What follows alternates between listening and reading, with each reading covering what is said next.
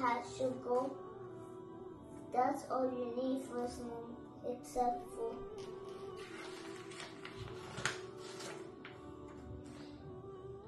Achoo!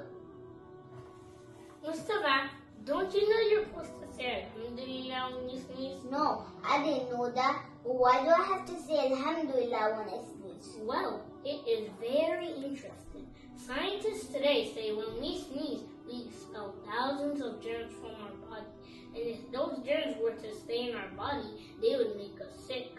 But do you know, thousands of years ago, the Prophet Muhammad sallallahu alayhi wa sallam taught us that when we sneeze to say Alhamdulillah, because sneezing is a blessing from Allah to clean our body from all of the germs so we don't get sick.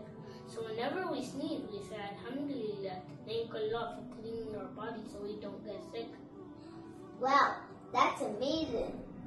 So from now on, whenever I sneeze, I'll say Alhamdulillah to thank Allah for cleaning up my body so I don't get sick.